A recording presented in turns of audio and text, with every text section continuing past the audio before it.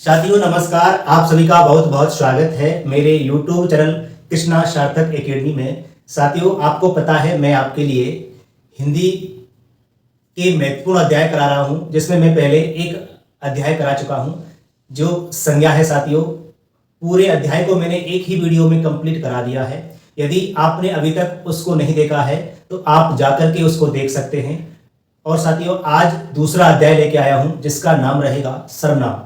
सर्वनाम के बारे में साथियों विस्तार से चर्चा करूंगा और आपकी परीक्षा की दृष्टिकोण से जितने भी महत्वपूर्ण प्रश्न बनते हैं उन सभी की चर्चा करूंगा साथियों। तो आप पूरी वीडियो को बड़े ध्यान से देखेंगे और इस अध्याय को साथियों एक ही वीडियो में कंप्लीट करा दूंगा। आप पूरी वीडियो को ध्यान से देखिए और एक एक चीज को ध्यान से समझेंगे तो आपका पूरा अध्याय एक ही वीडियो में कवर हो जाएगा साथियों। तो स्टार्ट करते हैं आज की वीडियो को। यदि वीडियो पसंद आती है तो लाइक कर सकते हैं वीडियो को और चैनल को सब्सक्राइब कर सकते हैं। तो स्टार्ट करते हैं साथियों आज की वीडियो को। पढ़ेंगे साथियों किसके बारे में? सर्वनाम के बारे में पढ़ेंगे कि सर्वनाम क्या होता है। महत्वपूर्ण अध्याय है और इस अध्याय से बार बार परीक्षा में प्रश्न पूछे जाते हैं। तो ध्यान से समझना साथियों कि सर्वनाम क्या होता है। मैंने पिछली वीडियो में आपको संज्ञा के बारे में बताया था कि संज्ञा किसे कहते हैं। इसी प्रकार आज सर्वनाम के बारे में पढ़ते हैं। तो साथियों पहले देखेंगे इसकी क्या परिभाषा के बारे में, देखेंगे कि सर्वनाम की परिभाषा क्या होती है। सबसे पहले परिभाषा के बारे में पढ़ते हैं कि सर्वनाम की परिभाषा क्या होती है। अब साथियों संज्ञा और सर्वनाम दोनों अध्याय आपस में जुड़े हुए हैं। जैसे कि मैंने पढ़ा कि परिभाषा क्या होती है, इसको देखते हैं। यानी कि वे शब्द, क्या वे शब्द जो संज्ञा के स्थान पर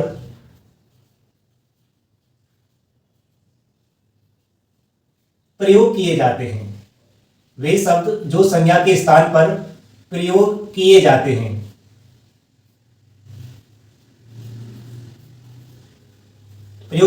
हैं क्या सर्वनाम कहलाते हैं। सर्वनाम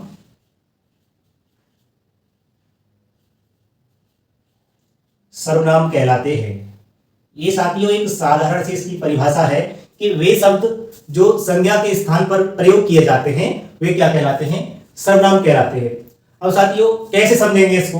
अब इसकी एक दूसरी परिभाषा देखने से पहले एक उदाहरण देखते हैं साथियों।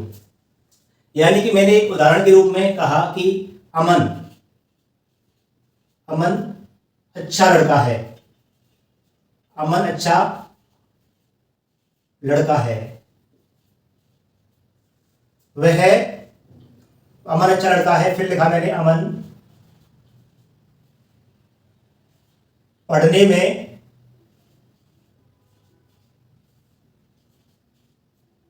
में भी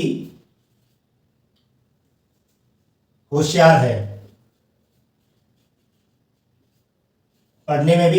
साथियों मैंने क्या लिखा? अमन अच्छा लड़का है, अमन पढ़ने में भी होशियार है। अब आपको इसमें क्या समझ में आ रहा है? ये क्या है साथियों? अमन एक है क्या व्यक्तिवाचक संज्ञा।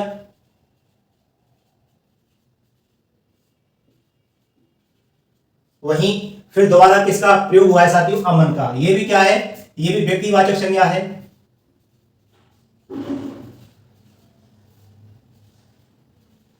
कहने का मतलब क्या है साथियों? बार बार अमन का प्रयोग एक ही वाक्य में किया जा रहा है। ये बात समझ में आ रही होगी।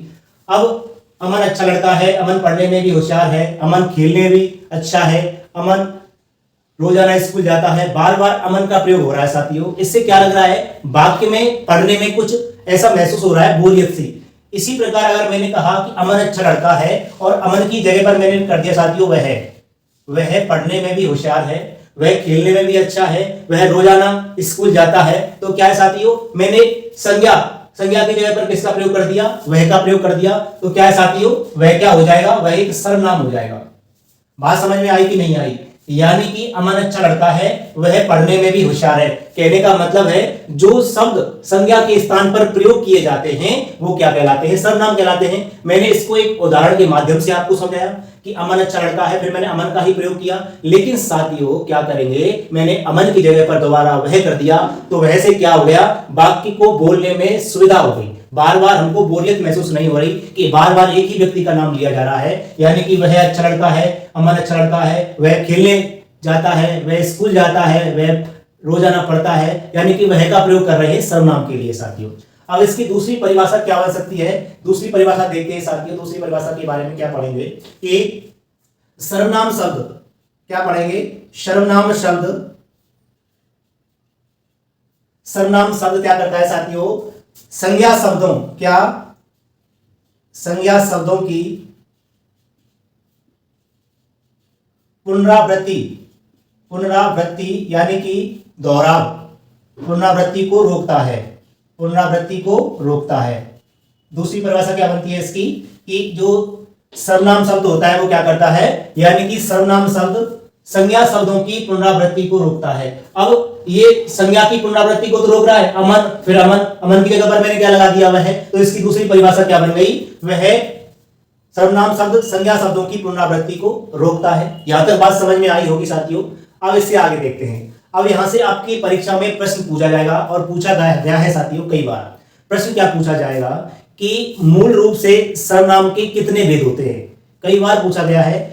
आगे लिखेंगे साथियों, अगला पॉइंट लिखेंगे कि क्या मूल रूप से सर्वनाम शब्दों की कुल संख्या, यानी कि मूल रूप से सर्वनाम के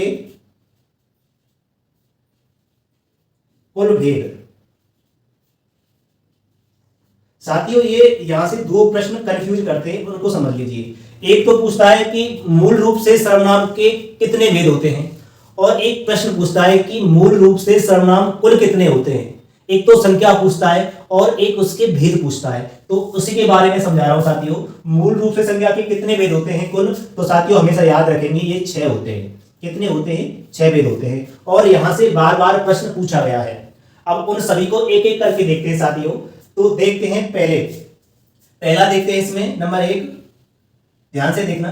नंबर 1 होता है साथियों इसमें क्या, निश्चय, निश्चयवाचक, निश्चयवाचक सर्वनाम, निश्चयवाचक सर्वनाम। इन सभी की डिटेल में चर्चा करूंगा साथियों। दूसरा होता है इसमें अनिश्चयवाचक सर्वनाम, अनिश्चयवाचक सर्वनाम। तीसरा होता है साथियों इसमें संबंधवाचक सर्वनाम।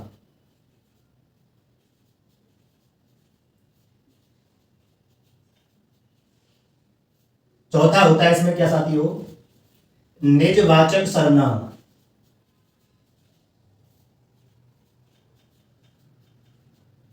पांचवा होता है साथियों इसमें क्या, प्रश्नवाचक सर्वनाम। छठवां होता है इसमें क्या, पुरुषवाचक सर्वनाम, पुरुषवाचक सर्वनाम। यानी कि आपसे परीक्षा में पूछे कि मूल रूप से सर्वनाम के कुल कितने भेद होते हैं साथियों, तो ये 6 होते हैं। नंबर 1 आपका निश्चयवाचक सर्वनाम, नंबर दूसरा अनिश्चयवाचक सर्वनाम, नंबर तीसरा है संबंधवाचक सर्वनाम, और नंबर चौथा है निजवाचक सर्वनाम, और नंबर 5वां है प्रश्नवाचक सर्वनाम, और नंबर 6 है साथियों क्या, पुरुषवाचक सर्वनाम। ये आपका कवर हो गया साथियों, कंप्लीट हो गया। अब इससे आगे बात करूंगा साथियों कि मूल रूप से कुल कितने सर्वनाम होते हैं। आप इसको नोट कीजिए, इसके बाद आगे करा रहा हूं साथियों। सभी बातों की चर्चा विस्तार से कर रहा हूं, आप ध्यान से पूरे अध्याय को समझिए और अपने सर्वनाम के चैप्टर को कंप्लीट कर लीजिए साथियों एक ही वीडियो में। तो आप इसको नोट कीजिए, इससे आगे फिर करा रहा हूं। आशा करता हूं साथियों आपने इसको नोट कर लिया होगा। देखते हैं इससे आगे साथियों एक प्रश्न पूछा जाता है आपसे कि ध्यान से देखेंगे, मूल रूप से सर्वनाम शब्दों की कुल संख्या, मूल रूप से सर्वनाम शब्दों की कुल संख्या के बारे में पूछा जाता है साथियों। तो हमेशा याद रखेंगे जो मूल रूप से सर्वनाम शब्द कुल होते हैं साथियों, उनकी संख्या 11 होती है। कितनी होती है, 11 होती है, और कई बार ये परीक्षाओं में पूछी गई है। तो देखते हैं साथियों ये कौन कौन से होते हैं, इन सभी को देखेंगे डिटेल में। अब साथियों एक होता है इसमें क्या, यानी कि मैंने अभी बताया आपके लिए, पहला क्या होता है निश्चयवाचक सर्वनाम। क्या? निश्चयवाचक सर्वनाम, यही तो होता है। पहला मैंने बताया आपके लिए निश्चयवाचक सर्वनाम। एक मैंने आपके लिए बताया था अनिश्चयवाचक सर्वनाम। अनिश्चयवाचक सर्वनाम साथियों, अनिश्चयवाचक सर्वनाम। और एक बताया साथियों मैंने क्या आपके लिए अभी, संबंधवाचक सर्वनाम। संबंधवाचक सर्वनाम एक बताया था साथियों निजवाचक सर्वनाम।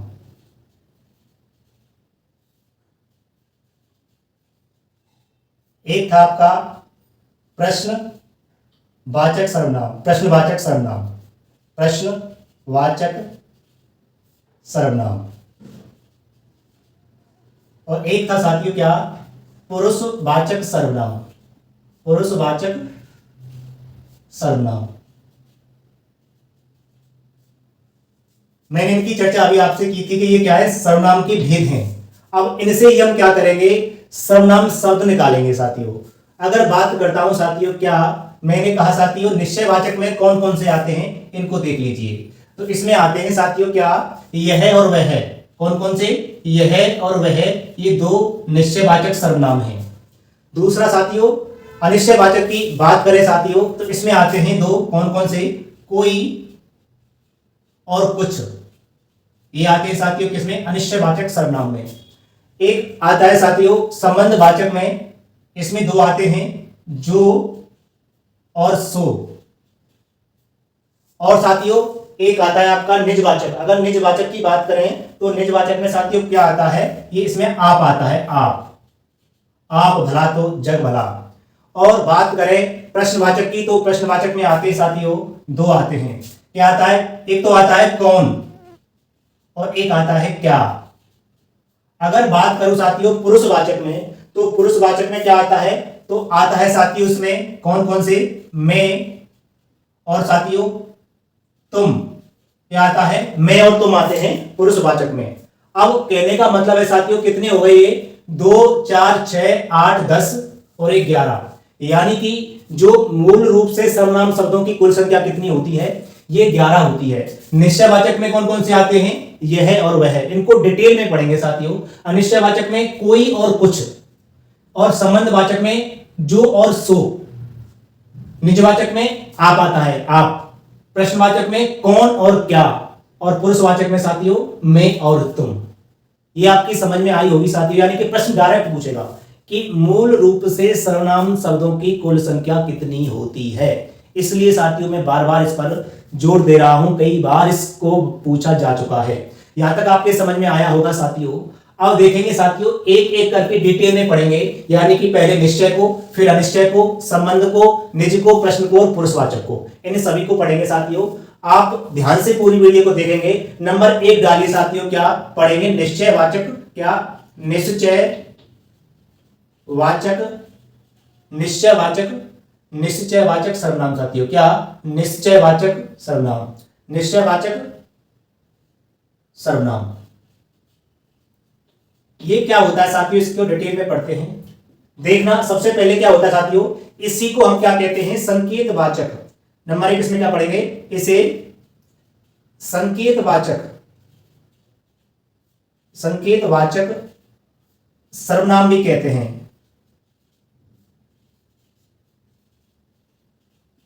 कैसे कहते हैं अभी समझा रहा हूं आपको। और दूसरा पढ़ेंगे साथियों, यह है किसी निश्चित व्यक्ति या वस्तु का बोध कराता है। यानी कि यह किसी निश्चित व्यक्ति या वस्तु का क्या कराता है साथियों, बोध कराता है। अब कैसे, एग्जाम्पल के तौर पर देखेंगे साथियों। मैंने एक उदाहरण लिया, एग्जाम्पल दिया मैंने साथियों। उदाहरण में मैंने कहा यह मेरा कुत्ता है, यह मेरा कुत्ता है। अब देखिए, यह मेरा मकान है, यह मेरी घड़ी है।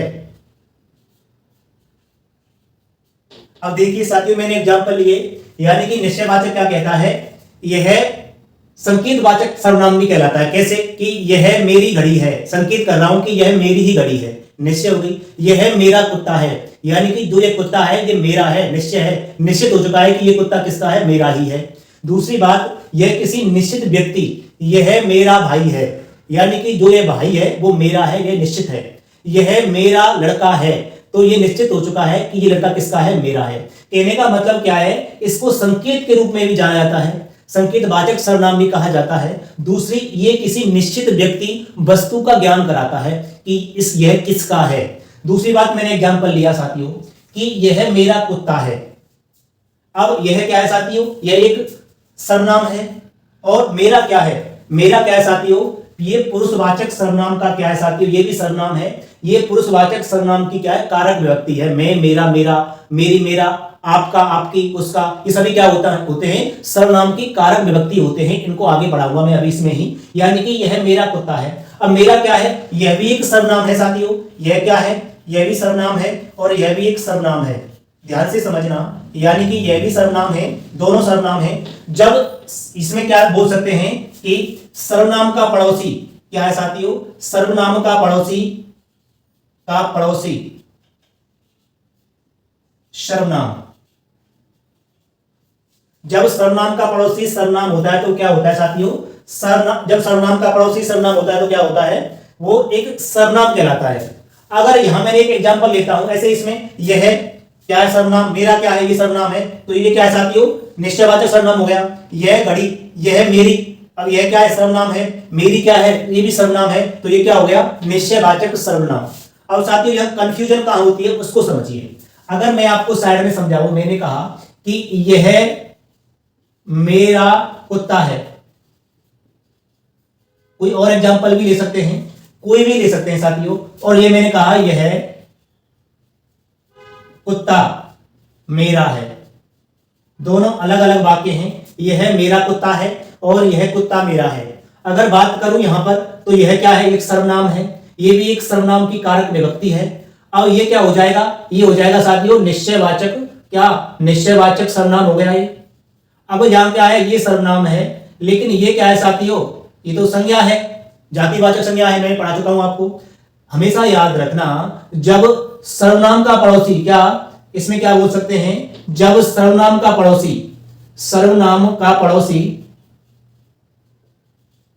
संज्ञा हो तो वो क्या कहलाता है, सार्वनामिक विशेषण कहलाता है। बात समझ में आई, यहीं पर कंफ्यूजन ज्यादा होती है। कहने का मतलब है जब सर्वनाम का पड़ोसी सर्वनाम होता है तो वह निश्चयवाचक सर्वनाम कहलाता है, लेकिन जब सर्वनाम का पड़ोसी संज्ञा हो जाता है तो वो क्या कहलाता है, सार्वनामिक विशेषण कहलाता है। यही बात समझाने की थी। अब यहां पर आप कितने भी एग्जांपल ले सकते हैं, जैसे कि मैंने कहा ये क्या हो जाएगा, ये क्या हो जाएगा, निश्चयवाचक सर्वनाम हो जाएगा, निश्चयवाचक सर्वनाम हो गया। वहीं यहां पर क्या हो जाएगा, ये भी निश्चयवाचक सर्वनाम है। अब एक एग्जांपल मैंने लिखा, क्या, यह है गाय मेरी है। अब ये क्या होगा साथियों, ये है, यह तो क्या है, एक सर्वनाम है, लेकिन गाय क्या है, संज्ञा है, जातिवाचक संज्ञा। अब इसको क्या लिख सकते हैं हम, ये साथियों सार्वनामिक, क्या, सार्वनामिक विशेषण हो जाएगा। यहां तक बात समझ में आई होगी साथियों, ये क्या हो जाएगा, सार्वनामिक विशेषण हो जाएगा। ये बात आपको हमेशा याद रखनी है, जब संज्ञा का पड़ोसी, जब सर्वनाम का पड़ोसी सर्वनाम हो तो वो निश्चयवाचक सर्वनाम होता है, लेकिन जब सर्वनाम का पड़ोसी संज्ञा हो तो वो सार्वनामिक विशेषण कहलाता है। ये बात आपको याद रखनी है। आप इसको साथियों नोट कर लीजिए, इससे आगे दूसरा करा रहा हूं। इसी प्रकार लगातार क्लास को देखते रहिए, आपकी पूरी सर्वनाम की जो जानकारी है वो एक ही वीडियो में कवर करा रहा हूं। साथियों इसको नोट कर लीजिए, इससे आगे देखते हैं हम। आशा करता हूं साथियों आपने इसको नोट कर लिया होगा।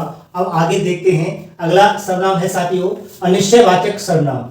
अनिश्चयवाचक सर्वनाम के बारे में पढ़ते हैं। मैंने पहले निश्चयवाचक सर्वनाम की चर्चा की, अब करूंगा साथियों अनिश्चय, यानी कि कुछ भी निश्चित नहीं है इसमें। यानी कि इसकी परिभाषा क्या होती है, यह अनिश्चित व्यक्ति या वस्तु का बोध कराता है। यानी कि या तो ना तो उस वस्तु के बारे में पता है, ना किसी व्यक्ति के बारे में पता है, तो वो कौन सा होता है, अनिश्चयवाचक सर्वनाम होता है। अब इसके उदाहरण के द्वारा हम देखते हैं साथियों। पहला उदाहरण है इसमें, बाहर गेट पर कोई आया है। दूसरा है कोई आ रहा है। तीसरा है कुछ आ रहा है। चौथा है दरवाजे पर कुछ आया है। और पांचवा है मैं आपके लिए कुछ लाया हूं। कैसे पहचान करेंगे साथियों, हमेशा याद रखेंगे मैंने आपको अनिश्चय में क्या बताया था, यानी कि कोई और कुछ की बात करेगा तो वो क्या होगा, अनिश्चयवाचक सर्वनाम होगा। अब साथियों यहां पर कोई है, बाहर गेट पर कोई आया है। हमेशा इसमें एक बात याद रखेंगे साथियों, जब बात कोई की जाएगी, इसकी कोई की जाएगी, और जब बात कुछ की जाएगी, इन दो बातों को हमेशा याद रखना। जब बात कोई की जाती है तो वो कौन होता है साथियों, हमेशा प्राणी होता है, यानी कि सजीव होता है। और जब कुछ की बात की जाती है तो साथियों हमेशा याद रखेंगे वो वस्तु होता है। अब इसमें क्या है, बाहर गेट पर कोई आया है। अब कोई व्यक्ति हो सकता है, कोई मतलब आपका रिश्तेदार हो सकता है, कोई आपका दोस्त हो सकता है, तो उसमें क्या लाया मैंने, कोई प्राणी के लिए आया साथियों। कोई आ रहा है, पता नहीं क्या आ रहा है, लेकिन कौन आ रहा है, लेकिन आ रहा है कौन, कोई आ रहा है, तो क्या हो जाएगा, अनिश्चयवाचक सर्वनाम हो जाएगा। पता ही नहीं है क्या आ रहा है, कौन आ रहा है, तो और कौन होगा साथियों, कोई का मतलब प्राणी। कुछ आ रहा है, यानी कि कुछ आ रहा है का मतलब है कोई वस्तु आ रही है, पता नहीं कौन सी वस्तु है, लेकिन कोई ना कोई वस्तु जरूर है, यानी कि कुछ आ रहा है। तो कुछ की बात की जाएगी तो क्या हो जाएगा साथियों, वस्तु और अनिश्चयवाचक सर्वनाम। बस इसमें यही बात याद रखने की थी आपको। अगर बात कोई की करेगा तो प्राणी के लिए की जाएगी, और कुछ की करेगा तो वस्तु के लिए की जाएगी। यानी कि दरवाजे कुछ आ रहा है, ये क्या है, कोई सामान आ रहा है, वस्तु आ रही है। दरवाजे पर कुछ आया है, यानी कि कोई आपका पार्सल आया है, कोई भी चीज आई है वो क्या होगी साथियों, अनिश्चय, पता नहीं क्या आई है। मैं आपके लिए कुछ लाया हूं, ये क्या है, कुछ सामान लेके आया हूं, पता नहीं क्या लाया हूं, लेकिन कुछ ना कुछ लेके आया हूं, ये क्या हो जाएगी साथियों, अनिश्चयवाचक सर्वनाम हो जाएगी। यानी कि यह अनिश्चित व्यक्ति या वस्तु का क्या कराता है, बोध कराता है। अगर कोई की बात की जाएगी तो प्राणी होगा, यानी कि कोई सजीव होगा, कोई व्यक्ति होगा, कोई आपका यानी कि सजीव होगा, प्राणी होगा, जिसमें प्राण होंगे, इसमें जान होगी साथियों। अगर बात करेंगे कुछ की तो वस्तु होगा, यानी कि वस्तु होगी, निर्जीव होगा वो। ये बात हमेशा आपको याद रखनी है इसमें। अगला है साथियों प्रश्नवाचक सर्वनाम।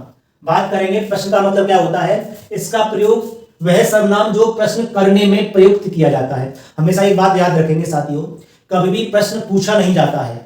प्रश्न हमेशा ये अशुद्धि वाले वाक्य में आता है, कभी कभी आपने देखा होगा, यानी कि प्रश्न हमेशा पूछा नहीं जाता है, प्रश्न हमेशा किया जाता है। वह सर्वनाम जो प्रश्न करने में प्रयुक्त किए जाते हैं वो कौन सी सर्वनाम कहलाते हैं, प्रश्नवाचक सर्वनाम कहलाते हैं। अब इनके एग्जांपल्स देखते हैं साथियों। मैंने कहा यह पुस्तक, यह किसकी पुस्तक है, यह किसकी पुस्तक है। दूध में क्या गिर गया, यह किसकी कलम है। यह काम कैसे हुआ, आपका नाम क्या है। साथियों हमेशा याद रखेंगे जो प्रश्नवाचक सर्वनाम होंगे उनमें हमेशा अंत में प्रश्नवाचक वाक्य जरूर आएगा। अगर प्रश्नवाचक वाक्य आता है तो हमेशा याद रखना वो प्रश्नवाचक सर्वनाम कहा जाएगा। यह किसकी पुस्तक है, किसकी है, प्रश्न किया जा रहा है, यह किसकी पुस्तक है। दूध में क्या गिर गया, बताओ दूध में क्या गिर गया, कहने का मतलब है प्रश्न पूछा जा रहा है, यानी कि किया जा रहा है कि दूध में क्या गिर गया है। यह किसकी कलम है, प्रश्न किया जा रहा है कि यह किसकी कलम है। यह काम कैसे हुआ, पूछा जा रहा है, किया जा रहा है प्रश्न कि यह काम हुआ तो हुआ कैसे।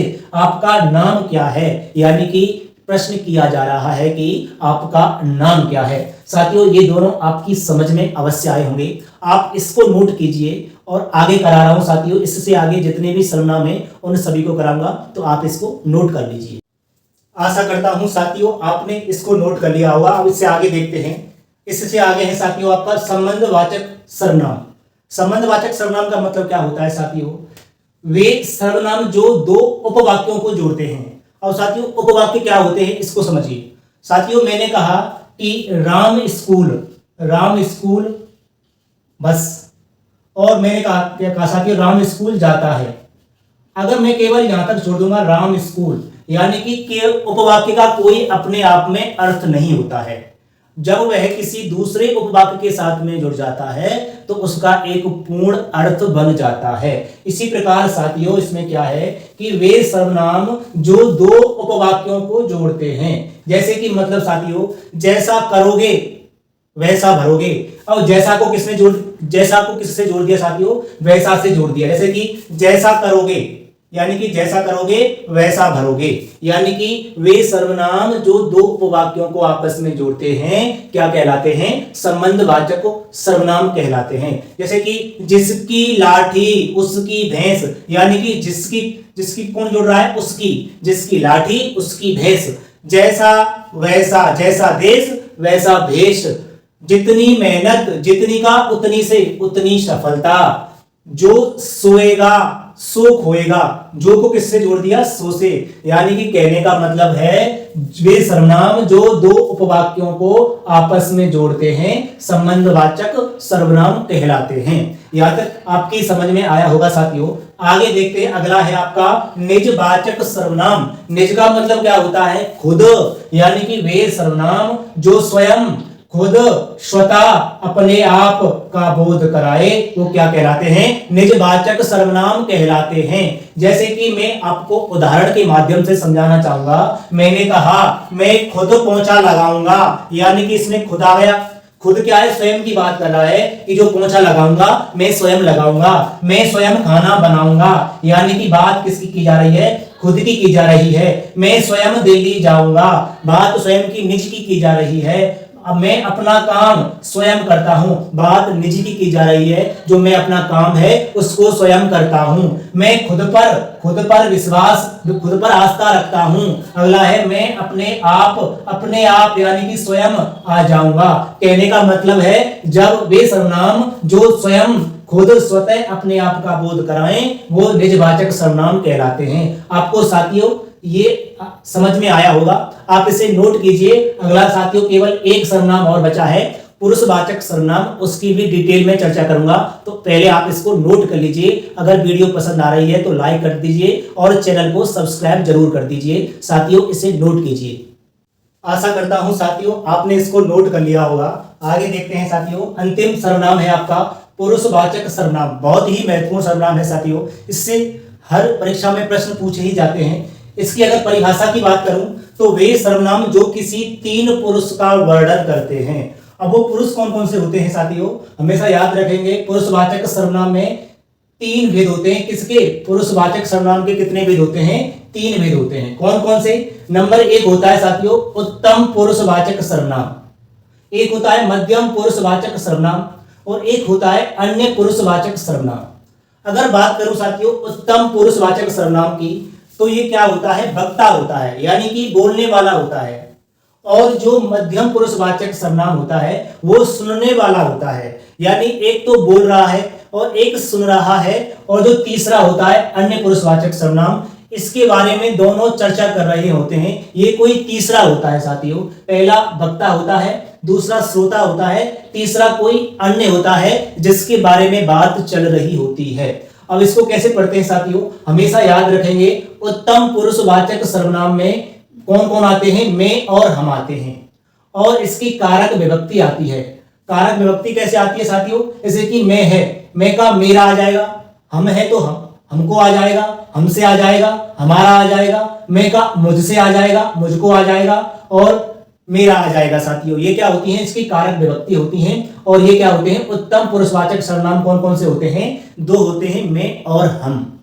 दूसरा होता है साथियों मध्यम पुरुषवाचक सर्वनाम, ये श्रोता होता है, यानी कि इससे बात कही जा रही होती है। इसमें कौन कौन से आते हैं साथियों, तू और आप, किसमें आते हैं, मध्यम पुरुषवाचक में तू और आप आते हैं। और इसकी कारक विभक्ति आती है। अब कारक विभक्ति कौन कौन सी होती है, तू और आपकी, जैसे कि तू का तेरा, तेरी, तुझको, तुम्हारा, तुमको, आपका, आपकी, आपके, ये क्या होती हैं, तू और आपकी कारक विभक्ति आती होती है साथियों।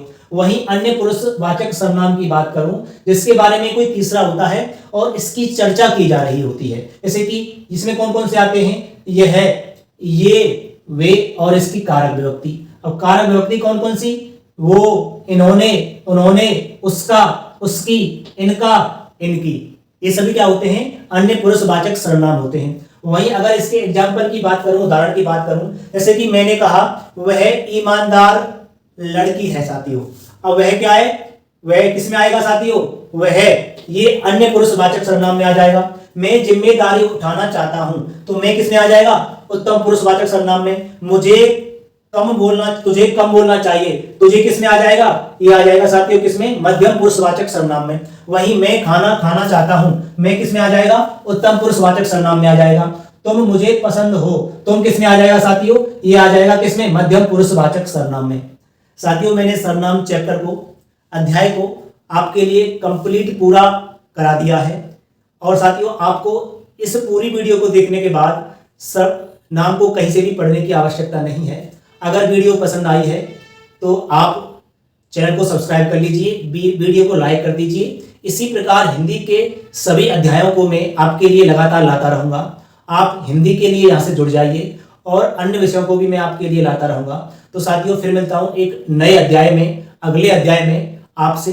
तब तक के लिए आप स्वस्थ रहिए, व्यस्त रहिए, मस्त रहिए और अपनी पढ़ाई को लगातार करते रहिए साथियों। तब तक के लिए जय हिंद, जय भारत।